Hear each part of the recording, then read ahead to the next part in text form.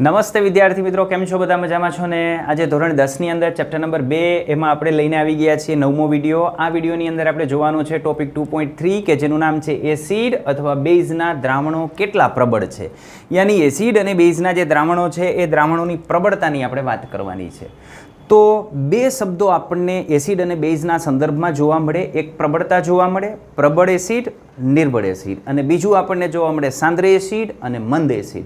તો એમાં આજે આપણે વાત કરવાની છે પ્રબળ એસિડ કોને કહેવાય, નિર્બળ એસિડ કોને કહેવાય. એટલે એસિડનું પ્રબળ દ્રાવણ હોય, બેઝનું પ્રબળ દ્રાવણ હોય તો આને આપણે એની સ્ટ્રેન્થ કહેતા હોઈએ છીએ. તેની પ્રબળતા કેટલી છે એ પ્રબળતાની આપણે જે છે એ વાત કરવાની છે. હવે એસિડ અને બેઝની જો પ્રબળતા આપણે નક્કી કરવી હોય તો આ એસિડ અને બેઝની પ્રબળતા નક્કી કરવા માટે આપણી પાસે હોય છે સૂચક. તો આ એસિડ અને બેઝની પ્રબળતા આપણે નક્કી કરવી હોય તો એના માટે આપણે ઉપયોગ કરીએ છીએ સૂચકનો. આ સૂચકનું કામ શું છે? તો એસિડ અને બેઝ વચ્ચેનો ભેદ પારખવા માટે આપણે એનો ઉપયોગ કરીએ છીએ. આ સૂચકની અંદર તમે જાણો છો કે ફિનોલ્ફથેલિનનો આપણે ઉપયોગ કરતા, તો ફિનોલ્ફથેલિન છે એ બેઝની અંદર પિંક કલર આપતો અને એસિડની અંદર એ રંગવિહીન રહેતો. તો એસિડ છે કે બેઝ છે એ આપણે નક્કી કરતા સૂચકને આધારે. અને જો કોઈ પણ દ્રાવણ જે છે એ દ્રાવણ આપણે મંદ કરીએ તો મંદ દ્રાવણ એટલે શું? તો દ્રાવણનું આપણે મંદન કરીએ છીએ તો એનો મતલબ એવો થાય કે એની અંદર આપણે વધારાનું પાણી ઉમેરીએ છીએ. વધારાનું પાણી ઉમેરીએ છીએ, એસિડનું દ્રાવણ હતું અથવા બેઝનું દ્રાવણ હતું એની અંદર આપણે વધારાનું પાણી ઉમેરીએ છીએ તો એ દ્રાવણ દરમિયાન જે H+ અને OH- આયનોની સાંદ્રતાની અંદર શું થશે? તો સાંદ્રતાની અંદર ઘટાડો થશે. જો સાંદ્રતા, આ સાંદ્રતા આપણે શેમાં લેવાની છે? મોલર. મોલર આનો મતલબ શું થાય? તો મોલરનો મતલબ થાય મોલ પ્રતિ લીટર. યાની પ્રતિ લીટરે જે ઘટકોની સાંદ્રતા છે, H+ અને OH- આયનોની સંખ્યા છે, એ સંખ્યાની અંદર ઘટાડો થશે. તો એકમ કદની અંદર જે ધનાયન તરીકે H+ અથવા OH- આયન છે એની જે સંખ્યા આપણને જોવા મળશે, પણ કેમાં? એકમ કદમાં. એને આપણે કહીએ છીએ સાંદ્રતા. તો જ્યારે આપણે મંદન કરીએ ત્યારે મંદન દરમિયાન H+ અને OH- આયનોની સાંદ્રતામાં શું થાય? ઘટાડો થાય. કારણ કે પ્રતિ લીટર હોય. પ્રતિ લીટર હોય એટલે ઉપર જે છે એ આવશે એના મોલની સંખ્યા અને નીચે આવશે એનું કદ. હવે જ્યારે મંદન કરીએ ત્યારે કદ વધે છે. કદ વધે છે એટલે છેદ વધે છે, અને છેદ વધે છે એટલે ગુણોત્તર શું થાય છે? ઘટે છે. એટલે સાંદ્રતામાં શું જોવા મળે છે? આપણને ઘટાડો જોવા મળે છે. તો આ રીતે આપણે કહી શકીએ કોઈ પણનું આપણે મંદન કરીએ તો મંદન દરમિયાન એની અંદર રહેલા H+ અને OH- આયનોની સાંદ્રતામાં ઘટાડો થશે. ખાસ કરીને અત્યારે આપણે વાત કરીએ છીએ એસિડ અને બેઝની. ઓકે, તો પહેલાં આપણે ચર્ચા કરી લઈએ આ પ્રશ્નની. શું આપણે દ્રાવણમાં રહેલા આયનોની માત્રા જથ્થાત્મક રીતે જાણી શકીએ કે એમાં H+ આયનની સંખ્યા કેટલી છે, OH- આયનની સંખ્યા કેટલી છે? એ જથ્થાત્મક રીતે આપણે જાણવું હોય તો જથ્થાત્મક રીતે જાણી શકીએ? તો કે હા, જથ્થાત્મક રીતે આપણે જાણી શકીએ. અને કેવી રીતે જાણી શકીએ તેની ચર્ચા આપણે આની અંદર કરવાની છે.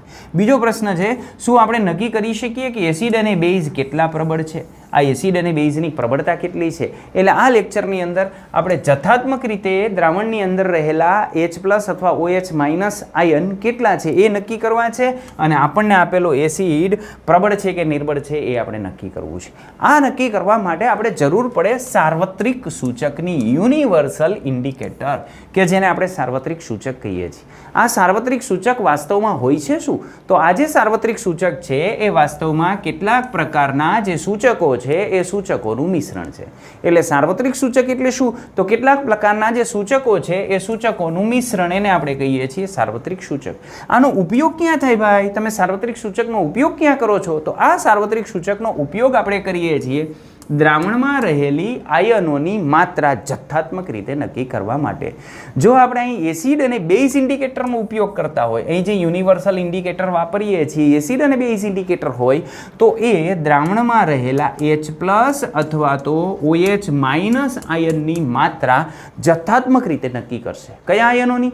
H+ અને OH-. એસિડના એસિડિક ગુણધર્મો પાછળ કારણભૂત કોણ છે? H+. બેઝના બેઝિક ગુણધર્મ પાછળ કારણભૂત કોણ છે? OH- આયન. તો આ H+ અને OH- જથ્થાત્મક બાબત જે છે એ નક્કી કરશે. અને આ ઇન્ડિકેટરમાં હોય છે શું જોવા મળે છે આપણને? તો હાઇડ્રોજન આયન. હાઇડ્રોજન આયન આને કહેવાય હાઇડ્રોજન પરમાણુ. હાઇડ્રોજન આયન એટલે H+ આયન. તો હાઇડ્રોજન આયન જુદી જુદી સાંદ્રતાએ જુદો જુદો રંગ આપતા હોય છે. એટલે એનો જેવો રંગ મળે છે એ રંગને આધારે આપણે કહી શકીએ કે આમાં H+ અથવા OH- આયનની સાંદ્રતા જે છે એ કેવી હશે. રેડી? એના માટે આપણે બીજો ઉપયોગ લઈએ છીએ pH માપક્રમ. PH scale. તો આ પીએચ સ્કેલ શું છે? તો દ્રાવણની અંદર જે હાઇડ્રોજન આયનો હોય, હાઇડ્રોજન આયનો H+ આયન, એની સાંદ્રતા માપવા માટે આપણે આ પીએચ સ્કેલ વિકસાવેલો છે. આ પીએચ સ્કેલ એને આપણે દર્શાવીએ છીએ આ રીતે, પીએચ. એમાં જે આ પી લખેલો છે, પીએચમાં જે આગળ સ્મોલ પી છે એ પોટેન્સ માટે વાપરેલો છે. જર્મન શબ્દ છે કે જેનો મતલબ થાય શક્તિ અથવા પાવર. આને કહેવાય પોટેન્સી ઓફ હાઇડ્રોજન. બરાબર? તો પોટેન્સી ઓફ હાઇડ્રોજન તરીકે આપણે આને દર્શાવતા હોઈએ છીએ. તો પોટેન્સી ઓફ હાઇડ્રોજન યાની હાઇડ્રોજનની શક્તિ. તો કોઈ પણ જગ્યાએ આપણે એમ કહીએ કે pH = 2 છે, કોઈ પણ જગ્યાએ એમ કહીએ કે pH = 3 છે, તો એ પોટેન્સી ઓફ હાઇડ્રોજન દર્શાવે છે.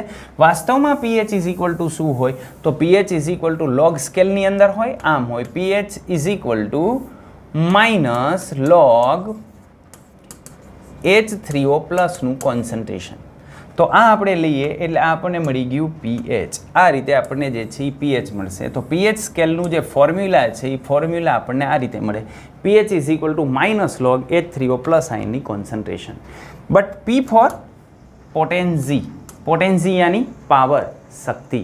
રેડી? તો pH માપક્રમ દ્વારા પણ આપણે નક્કી કરી શકતા હોય કે આપણને આપેલો જે ઘટક છે એ એસિડિક છે કે બેઝિક છે. પણ pHની અંદર આપણે જોયું કે pHનું જે ફોર્મ્યુલા છે એમાં અહીં માઇનસ છે. અહીં માઇનસ છે એટલે એને આધારે આપણે લખી શકીએ કે આ pH અને એની અંદર રહેલા જે H+ આયનની સાંદ્રતા એ બંને એકબીજાના વ્યસ્ત પ્રમાણમાં ચાલશે. હવે આપણે જાણીએ છીએ કે એસિડના એસિડિક ગુણધર્મો પાછળ કારણભૂત કોણ હોય? હા, યસ, H+. તો જેમ એસિડનો એસિડિક ગુણધર્મ વધશે એમ H+ શું થશે? વધશે. અને H+ વધશે તો pH શું થશે? ઘટશે. એટલે એસિડ માટે pHની વેલ્યુ કેવી હોય? ડાઉન હોય. જ્યારે બેઝ માટે pHની કિંમત કેવી મળશે? વધારે મળશે. તો આને આધારે આપણે કેવું હોય તો આવું કહી શકીએ કે આ pH માપક્રમ સામાન્ય રીતે 0 થી 14ના ડિજિટની અંદર આપણે દર્શાવતા હોઈએ છીએ. કારણ કે આની લિમિટેશન એ છે કે pH માપક્રમ આપણે મંદ દ્રાવણ માટે વાપરીએ છીએ. જો સાંદ્ર દ્રાવણ માટે તમે આનો ઉપયોગ કરો તો pHની કિંમત માઇનસ પણ આવે. પણ આપણે pH માપક્રમ વાપરીએ છીએ માત્ર ને માત્ર મંદ દ્રાવણ માટે. એટલે મંદ દ્રાવણ માટે એ જે pH છે એની વેલ્યુ 0 થી 14 સુધી આપણે દર્શાવતા હોઈએ છીએ. એમાં જો pH બરાબર 0 આપણને જોવા મળે તો સમજવાનું કે આ ખૂબ જ એસિડિક દ્રાવણ છે. અને જો pH = 14 જોવા મળે તો સમજવાનું કે આ ખૂબ જ બેઝિક દ્રાવણ છે. રેડી? અને જો pH = બંનેની વચ્ચે 7 જોવા મળે તો આપણે સમજશું કે આ જે દ્રાવણ છે એ દ્રાવણ એસિડિક કે બેઝિક નથી. અને જો એસિડિક કે બેઝિક ન હોય તો આપણે એને કેવું કહેશું? તટસ્થ કહેશું. રેડી? તો આને આધારે આપણે આવું કહી શકીએ કે જો pH << 7 હોય, << 7 તો દ્રાવણ કેવું બને? એસિડિક.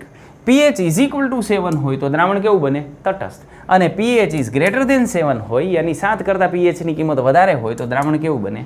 બેઝિક. હવે જો આને આધારે તમને એમ કહે કે કોઈ એક દ્રાવણ માટે pHની કિંમત 9 છે તો એનો સ્વભાવ આપો, તો એનો સ્વભાવ કેવો થશે?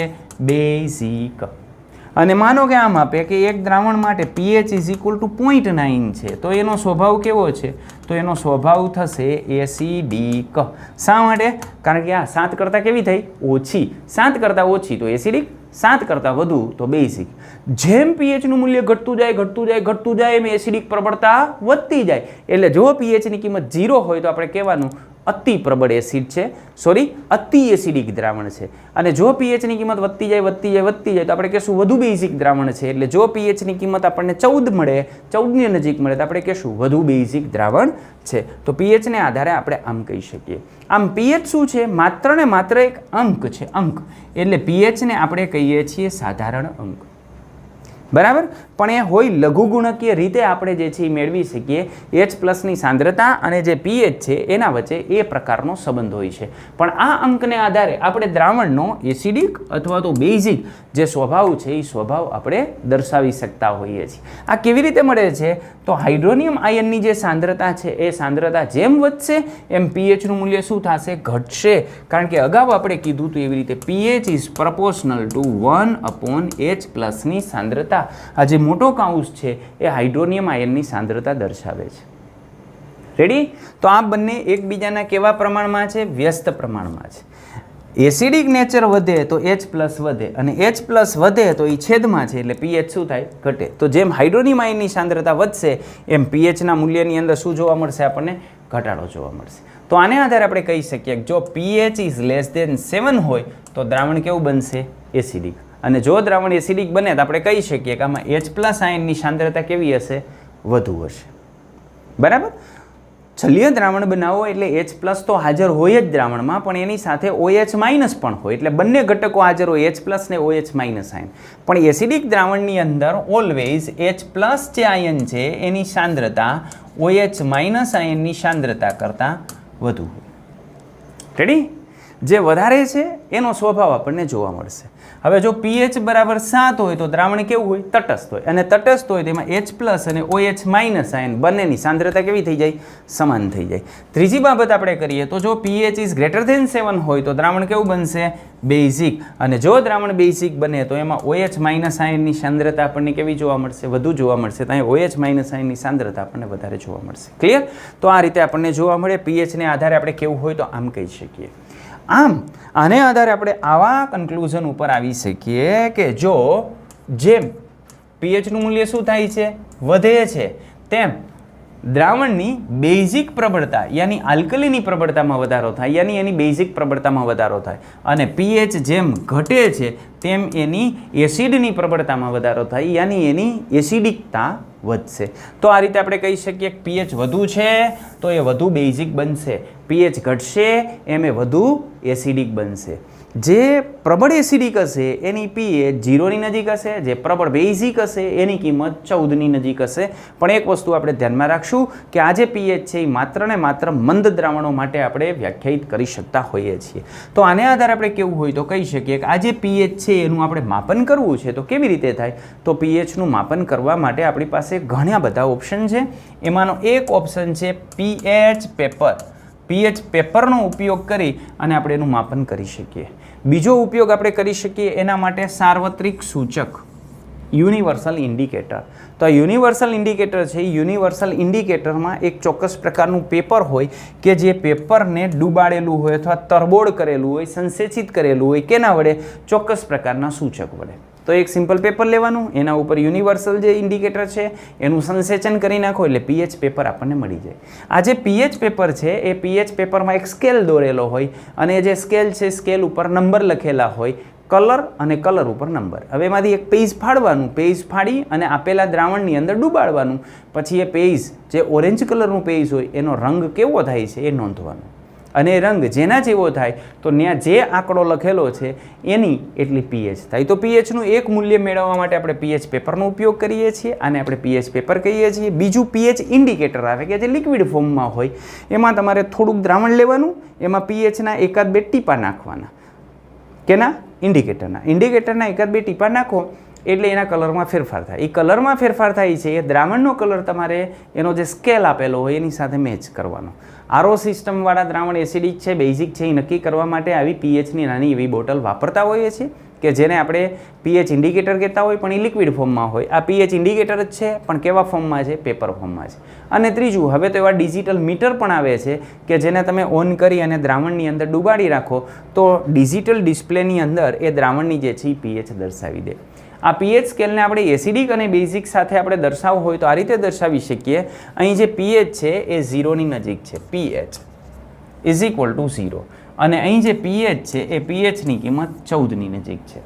આ જે બ્લુ પટ્ટો દર્શાવેલો છે એ એસિડિકતા દર્શાવેલું છે, એસિડિક સ્વભાવ. અને જે વ્હાઇટ પટ્ટો અહીં દર્શાવેલો છે એ દર્શાવેલો છે બેઝિક સ્વભાવ. તો અહીં તમે જોઈ શકો છો કે અહીં જ્યાં જગ્યાએ pH ઇઝ ઇક્વલ ટુ જે છે 7 થાય છે ત્યાં દ્રાવણ કેવું છે? તટસ્થ છે. H+ ને OH- બંનેની સંખ્યા કેવી થઈ જશે? સરખી. પણ જો pH 7 કરતાં ઓછી હોય તો એ દ્રાવણમાં H+ આયનની સાંદ્રતા વધશે અને H+ આયનની સાંદ્રતા વધશે એટલે એનો એસિડિક સ્વભાવ છે, એસિડિક સ્વભાવમાં શું થશે? વધારો થશે. સામેની સાઈડ આપણે જોઈએ તો જેમ OH- આયનની સાંદ્રતા જે છે એ વધશે અથવા તો H+ આયનની સાંદ્રતામાં ઘટાડો થશે. જો બ્લુ પોર્શનવાળો H+ આયન છે એની સાંદ્રતા ઘટી અથવા તો OH- આયનની સાંદ્રતા વધી તો એની અંદર જે બેઝિક સ્વભાવમાં શું થશે? વધારો થશે.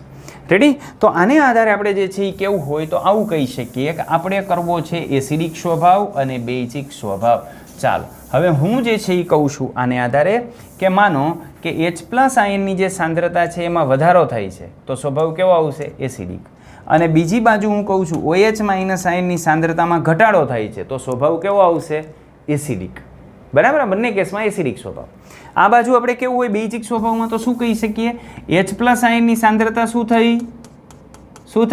ઘટી. અને OH માઇનસ આયનની સાંદ્રતામાં શું થયો? વધારો. તો જો OH માઇનસ આયનની સાંદ્રતા વધે તો બેઝિક સ્વભાવ વધ્યો અને સામે H પ્લસ આયનની સાંદ્રતા શું થશે? એના માટે ઘટશે.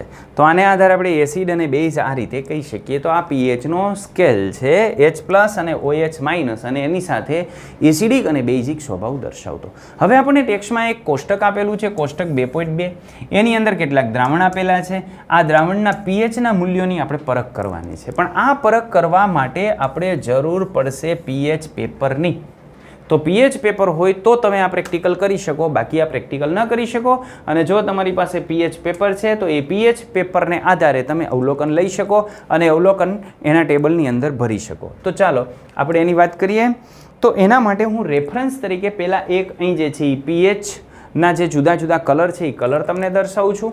આ બાજુ આપણે લખેલી છે H પ્લસ આયનની સાંદ્રતા થશે, પાણીની જે સાંદ્રતા હોય, પાણીની અંદર જે H પ્લસની સાંદ્રતા હોય એના કરતાં પણ 10⁷ જેટલી ઓછી થશે.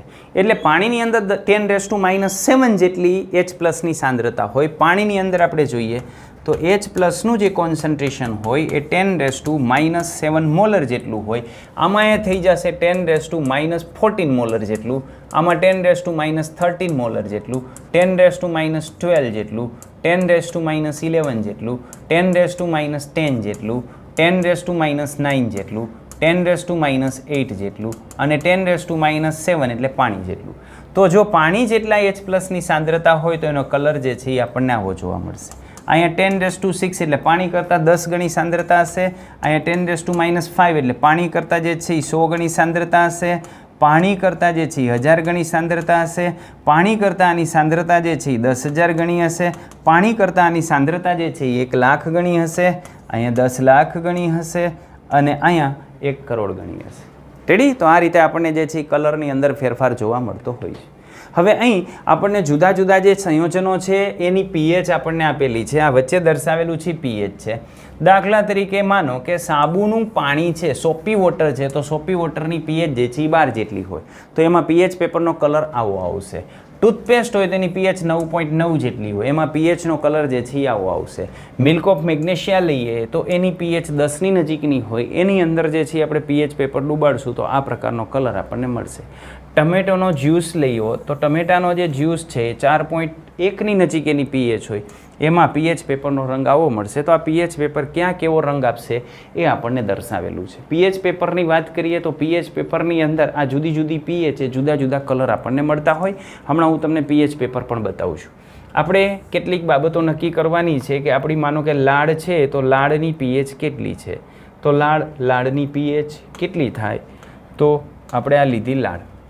તો લાડ ભોજન પહેલાં, તો ભોજન પહેલાંની જે લાડ છે એ લાડ લેવાની, લાડની અંદર આપણે pH પેપર જે છે ડૂબાડવાનું. pH પેપર ડૂબાડશો એટલે pH પેપરના રંગ પરિવર્તન થશે. એ જે રંગ પરિવર્તન થશે એને આધારે આપણને pHનો સ્વભાવ ખબર પડશે કે આ pHનું અંદાજિત મૂલ્ય કેટલું છે એ આપણને ખ્યાલ આવશે અને એના આધારે આપણને ખબર પડશે કે એનો સ્વભાવ કેવો છે.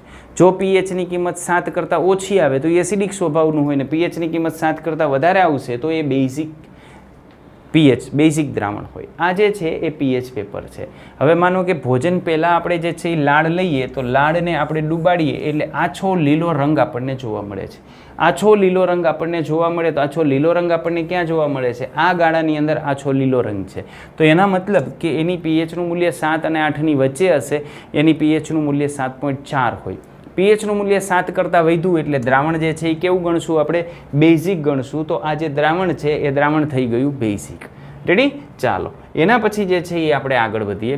તો ભોજન પછી આપણે લાડ જ રહેવાની છે પણ એ ભોજન પછીની લેવાની છે. ભોજન પછીની લાડ લઈને pH પેપર ઉપર આપણે એનું અવલોકન લઈએ તો pH પેપર પછી એ આછા પીળા રંગની અંદર રૂપાંતરિત થઈ જાય. કેવો કલર થશે? આછા પીળા રંગનો. તો એ આપણને સૂચવે છે કે એની pHની કિંમત 5 અને 6ની વચ્ચેની હશે તો એની pHનું મૂલ્ય આપણને 5.8 મળે છે. 5.8 મળે છે એનો મતલબ શું કે 7 કરતાં ઓછી મળી એટલે દ્રાવણ કેવું હોય? તો દ્રાવણ હશે એસિડિક. એના પછી આપણે લીંબુનો રસ લેવાનો છે. તો લીંબુનો રસ તો સ્વાદે ખાટો હોય એટલે તમને ખ્યાલ છે કે સ્વાદે ખાટું હોય તો એની પીએચ 7 કરતાં જે છે એ ઓછી જશે. હવે આના ઉપર આપણે પીએચ પેપરનો ઉપયોગ કરીએ તો એમાં આપણને ગુલાબી લાલ પ્રકારનો રંગ જોવા મળે. કેવો જોવા મળે? ગુલાબી લાલ પ્રકારનો. લાલ ખરો પણ ગુલાબી લાલ પ્રકારનો. તો એના પરથી આ પીએચ પેપર ઉપરથી આપણને એવો ખ્યાલ આવે કે એની પીએચની કિંમત 1 અને 3ની વચ્ચેની હશે. વાસ્તવમાં એની પીએચ જે છે એ 2.5 જેટલી આપણને જોવા મળે. પીએચની કિંમત 7 કરતાં ઘટી એટલે દ્રાવણ કેવું હોય? એસિડિક. તો આ દ્રાવણ જે છે એ એસિડિક થશે. એના પછી આપણને આપ્યું છે રંગહીન વાયુમય પીણું યાની સોડા વોટર યાની સાદી સોડા લેવાની છે. તો સાદી સોડાની અંદર શું થાય? તો સાદી સોડાની અંદર પીએચ પેપર આપણે ડૂબાડશું તો એ આછા પીળા રંગનું થશે. અને આછા પીળા રંગ આપણને ક્યાં જોવા મળે? તો 5 અને 6ની વચ્ચે. તો લગભગ એની પીએચની કિંમત જે છે એ કેટલી હશે? 6ની નજીક હશે. પીએચની કિંમત 6ની નજીક છે યાની 7 કરતાં ઓછી છે એટલે દ્રાવણ કેવું બનશે? એસિડિક બનશે. એના પછી ગાજરનો રસ. તો ગાજર આપણે લેવાનું છે અને ગાજરનો રસ કાઢવાનો છે. તો ગાજરનો રસ આછા નારંગી રંગના પીએચ પેપરની અંદર રૂપાંતરિત થશે કે જે પીએચનું મૂલ્ય કેટલું સૂચવશે? 4. આ પીએચની સ્ટ્રીપ હોય એના ઉપર જે છે કંઈક આંકડા જે છે આપેલા હોય. તમારો કલર કેના જેવો થાય છે એને આધારે એ આંકડો, માનો કે કલર જે છે એ ઓરેન્જની નજીક થાય છે તો અહીં આંકડો જે છે એ 3 આપેલો છે. આવો જે છે ડાર્ક ગ્રીનની નજીક થાય છે તો આંકડો 12 આપેલો છે. તો આ રીતે આપણે પીએચ પેપરને આધારે પીએચ નક્કી કરી શકીએ. કોફીની આપણે વાત કરીએ તો કોફીની અંદર પીએચ પેપર આપણે ડૂબાડીએ તો નારંગી પીળો રંગ મળે. નારંગી અને પીળાની વચ્ચેનો રંગ એટલે એની પીએચની કિંમત 5 અને 6ની નજીકની હશે. તો એની પીએચ આપણને 5 મળે છે અને પીએચ 5 યાની 7 કરતાં ઓછી એટલે દ્રાવણ કેવું થઈ જશે? એસિડિક. ટમેટાના રસની વાત કરીએ. ટમેટાના રસની અંદર ઓક્ઝેલિક એસિડ હોય, સ્વાદે ખાટો હોય. સ્વાદે ખાટો હોય એટલે એસિડિક હોય. આ પીએચ પેપરની અંદર ઘેરા નારંગી રંગની અંદર જે છે રૂપાંતરિત થઈ જશે અને એના પીએચની કિંમત 4.1 હશે. પીએચ 7 કરતાં ઓછી એટલે દ્રાવણ કેવું બને? એસિડિક. નળના પાણીની વાત કરીએ તો ટેપ વોટર. ટેપ વોટરની અંદર આપણને જોવા મળશે પીએચની અંદર લીલો રંગ. લીલો રંગ પીએચ પેપરમાં જોવા મળે યાની એની પીએચ કેટલી છે? 7 છે. વાસ્તવમાં આપણા મ્યુનિસિપાલિટીમાંથી આપણને મળતું જે પીએચ પાણી છે એ પાણીની પીએચની કિંમત 7 કરતાં થોડીક ઓછી હશે. એની પાછળનું કારણ એ છે કે મ્યુનિસિપાલિટીમાંથી જે પાણી તમને મળે છે એની અંદર થોડુંક ક્લોરિન બ્લીચ નાખેલું હોય જંતુમુક્ત કરવા માટે. તો એ ક્લોરિન બ્લીચને લઈને એની પીએચ થોડીક 7 કરતાં જે છે ઓછી જોવા મળશે. 1 મોલર NaOH નું દ્રાવણ હોય તો 1 મોલર NaOHના દ્રાવણમાં ઘેરો વાદળી રંગ મળશે. એની પીએચની કિંમત જે છે 13 અને 14ની વચ્ચે હોય. આમ તો 1 મોલર લઈએ એટલે લગભગ એની પીએચ જે છે 14 પ્રેક્ટિકલી મળવી જોઈએ. પણ આ 13 થી 14નું આપણને અવલોકન આવશે. 7 કરતાં વધી ગઈ એટલે દ્રાવણ કેવું બને? એસિડિક. 1 મોલર HCl હોય તેના દ્રાવણની પીએચ જે છે એ 0ની નજીક જે છે એ થાય. તો અહીં આપણને જે છે લાલ રંગ મળશે અને પીએચની કિંમત અહીં આપણને આપેલી છે 1. પણ વાસ્તવમાં પીએચની કિંમત 1 નહીં થાય. પ્રેક્ટિકલી આપણે ગણીએ, પ્રેક્ટિકલી બરાબર છે, પીએચ પેપરને આધારે આ બરાબર છે.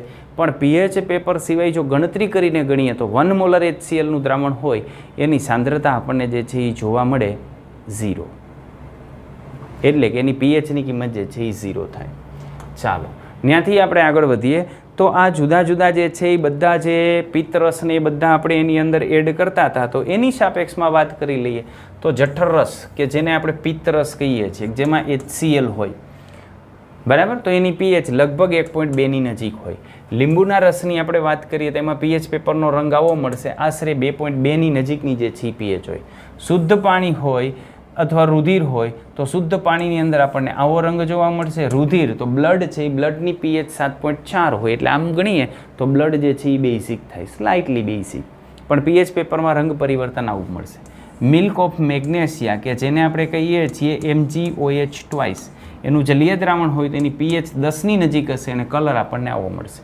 સોડિયમ હાઇડ્રોક્સાઇડનું દ્રાવણ તો આશરે 14. પણ એ કયા દ્રાવણની વાત કરે છે? 1 મોલર NaOHના દ્રાવણની વાત કરે છે. જો આ 1 મોલર NaOHની જગ્યાએ આપણે એનું 10 ગણું મંદન કરી નાખીએ અને 0.1 મોલર, આ મોલર એ સાંદ્રતા દર્શાવવાનું એકમ છે. તો જો આમ કરી નાખીએ તો એની પીએચની કિંમત થઈ જાય 13. એટલે આ રીતે આપણને જે છે આની અંદર જોવા મળે. આપણે જોયું કે એસિડ અને બેઝની જે પ્રબળતા છે એ પ્રબળતા એમાંથી ઉત્પન્ન થતા જે H+ અને OH- આયન છે એના ઉપર આધાર રાખે. ઉત્પન્ન થતા H+ આયન અને OH- આયનની સંખ્યા ઉપર જે છે એ આધાર રાખે છે. હવે માનો કે જો H પ્લસ આયન વધારે પ્રમાણમાં ઉત્પન્ન થતા હોય તો આવો જે એસિડ છે એ એસિડ પ્રબળ એસિડ હોય, અને H પ્લસ ઓછા પ્રમાણમાં ઉત્પન્ન થતા હોય તો આવો એસિડ છે એ નિર્બળ એસિડ હોય. દાખલા તરીકે આપણે વાત કરીએ હાઇડ્રોક્લોરિક એસિડની, કે જેને આપણે દર્શાવીએ છીએ HCl વડે, એમાંથી આ હાઇડ્રોજન છૂટો પડે છે. એસિટિક એસિડની આપણે વાત કરીએ તો એસિટિક એસિડ એટલે CH3COOH, એમાં પણ આ H છૂટો પડે છે. પણ જો આ બંને દ્રાવણ જે HCl અને એસિટિક એસિડ આ બંનેની સમાન સાંદ્રતા રાખીએ, યાની કે બંનેનું મોલ પ્રમાણ આપણે જે છે એ સરખું રાખીએ, તો પણ એના જે દ્રાવણ છે એ દ્રાવણમાં જુદા જુદા પ્રમાણમાં હાઇડ્રોજન આયન ઉત્પન્ન કરશે. આ વધુ પ્રમાણમાં હાઇડ્રોજન આયન ઉત્પન્ન કરશે, આ ઓછા પ્રમાણમાં હાઇડ્રોજન આયન ઉત્પન્ન કરશે. તો જે વધુ પ્રમાણમાં ઉત્પન્ન કરે છે એને પ્રબળ એસિડ કહેવાય, જે ઓછા પ્રમાણમાં ઉત્પન્ન કરે છે એને આપણે નિર્બળ એસિડ કહીએ છીએ. તો આને આધારે આપણે પ્રબળ એસિડ એટલે શું, તો જે એના જલીય દ્રાવણમાં વધારે પ્રમાણમાં H પ્લસ આયન ઉત્પન્ન કરતા હોય એને પ્રબળ એસિડ કહેવાય, ઓછા પ્રમાણમાં ઉત્પન્ન કરતા હોય તો એને નિર્બળ એસિડ કહેવાય. તો આ રીતે આપણે પ્રબળ એસિડ અને નિર્બળ એસિડને વ્યાખ્યાયિત કરી શકાય. બરાબર. તો કોઈ પણ પ્રબળ એસિડ છે કે નિર્બળ એસિડ છે એ આપણે નક્કી કરવું હોય તો H પ્લસની સાંદ્રતાને આધારે નક્કી થાય, અને જો પ્રબળ બેઝ કે નિર્બળ બેઝ છે એ નક્કી કરવું હોય તો ઉત્પન્ન થતા OH માઇનસ આયનની સાંદ્રતાને આધારે આપણે એ કહી શકીએ. રેડી? ચાલો, કેટલાક પ્રશ્નો આપણને આપેલા છે. ટૂંક નોંધ લખો pH માપક્રમ. તો આની અંદર pH માપક્રમ આપણે જે છે એ લખવાનો છે. pH માપક્રમની અંદર હું તમને એનું સૂત્ર આપી દઉં કે જે વધારાની બાબત છે. ક્યાંય કોઈ પણ પ્રકારની કોમ્પિટિટિવ એક્ઝામ આપો તો આની જરૂર પડશે. તો આપણે pHનું મૂલ્ય આમ મળે છે, pH - log H3O પ્લસ આયનની સાંદ્રતા. બરાબર. આને આધારે ઘણા બધા દાખલા આપણે જે છે એ ગણી શકીએ છીએ. સાર્વત્રિક સૂચક શું છે તેનો ઉપયોગ લખો. તો સાર્વત્રિક સૂચક એટલે શું, તો આ યુનિવર્સલ ઇન્ડિકેટર આપણે જે કહીએ છીએ એ વાસ્તવમાં ઘણા બધા સૂચકોનું મિશ્રણ છે, અને એનો ઉપયોગ આપણે કરીએ છીએ આપણને આપેલું જે દ્રાવણ છે એ દ્રાવણની pH નક્કી કરવા માટે, એનો સ્વભાવ નક્કી કરવા માટે કે એસિડિક છે કે બેઝિક છે. એસિડ અને બેઝની પ્રબળતા કેવી રીતે નક્કી થાય, તો એસિડ અને બેઝની પ્રબળતા નક્કી થાય એના આયનીકરણને આધારે. એને પાણીની અંદર ઉમેરો, એના જલીય દ્રાવણમાં કેટલા પ્રમાણમાં H પ્લસ આયન ઉત્પન્ન થાય છે એને આધારે આપણે એની પ્રબળતા નક્કી કરશું. આ H પ્લસ આયન ઉત્પન્ન થાય, માનો કે પ્રબળ એસિડ છે તો H પ્લસ આયન વધુ ઉત્પન્ન થશે ને H પ્લસ વધુ ઉત્પન્ન થશે તો એની pH આપણને કેવી જોવા મળશે, ઓછી જોવા મળશે. આવું જ સેમ નિર્બળ અને પ્રબળ જે છે બેઝ હોય તો બેઝની અંદર પણ આપણે આને આધારે જ જે છે એ કહી શકીએ. ઓકે. તો આ વિડીયોની અંદર આટલું જ. વધુ તો શું આના પછીના વિડીયોની અંદર. ત્યાં સુધી બધાને ટાટા બાય બાય, આવજો.